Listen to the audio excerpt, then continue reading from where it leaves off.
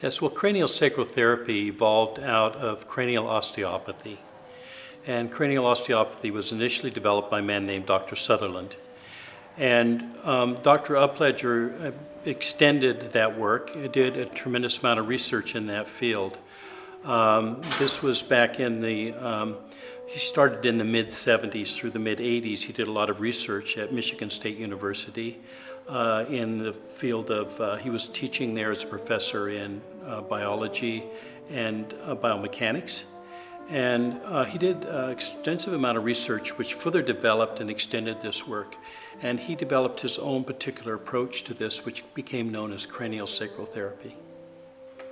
Of course, this program then attracted everything from people who had infants who weren't able to thrive or had really serious difficulties which kind of reached their end with traditional approaches, to elderly, to people with spinal cord injuries, you name it, the gamut.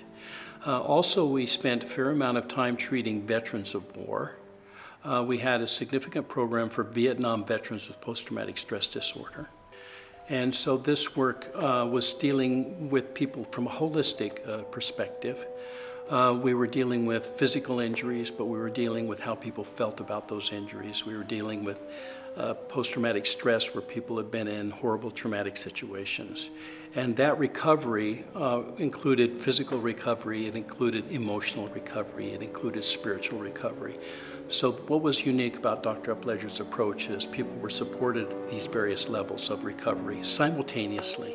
This is a basic tenet of Dr. Upledger's approach, is that there is wisdom in the body, and that if we're really patient and listen, we can listen to the body.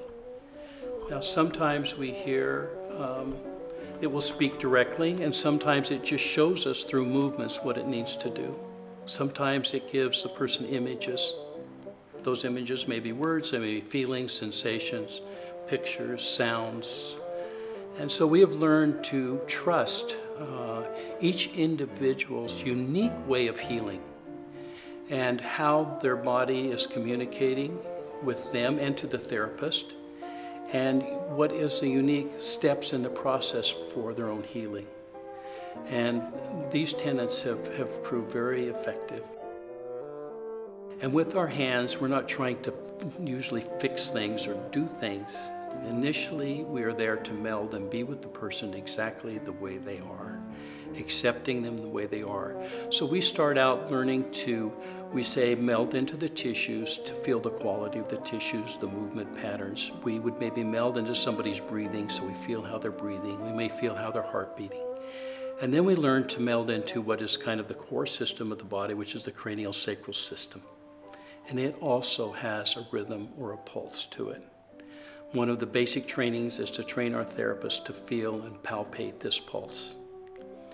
This is kind of the core of this work, you might say.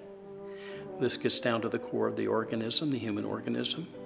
And it's in some ways where people live very deeply. Sometimes people will go into different just their whole body positions. We found that it's not uncommon if somebody's been in an accident, automobile accident or some type of trauma, for their body to reassume the position they were in while they were in that trauma. And that becomes part of the re-experiencing to some extent in a way that they also release the trauma. Sometimes emotions come with this, sometimes new realizations come with this. We first started doing water work actually in the Florida Keys when we had some dolphin education workshops where we were treating people in the ocean where there was the close proximity of wild dolphins. And that work eventuated into some programs we now have in the Bahamas where we actually treat in the ocean. And so we started exploring treating in water. Dr. Upledger explored some treating in an isolation tank, which is a flotation tank also.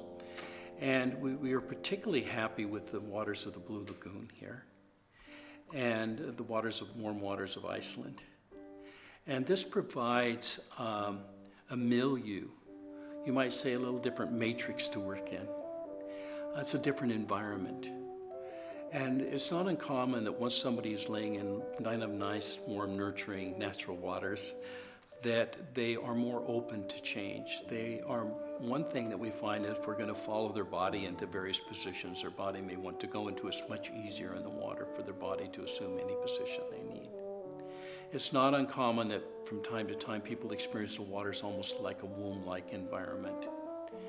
And working within a womb-like environment frequently allows us to more deeply, you might say, meld or be with somebody. It's more likely that they're going to show us in their tissues what's going on and what needs to happen, what needs to change. We talk about neutrality in this work, and there's various forms we say. We're physically neutral in that we don't force any kind of treatment. We're energetically neutral in that we aren't kind of trying to energetically do something from ourselves. And we also say that we're spiritually neutral. We're not here to impose any spiritual belief upon our client. And this is a very important feature of this work, just like as we're not healers, we're facilitators. We are here to work with the innate spiritual guidance of each individual, rather than to bring any spiritual guidance that we have, as therapists.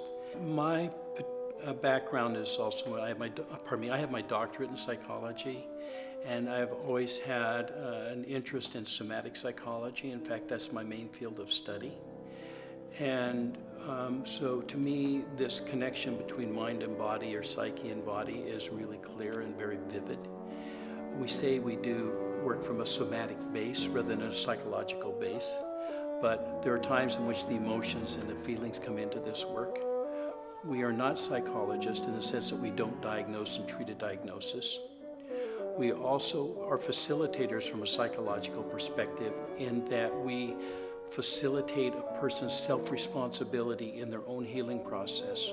We follow that self-responsibility, that individual choice for healing. We do find that physical illnesses are frequently related to emotional issues.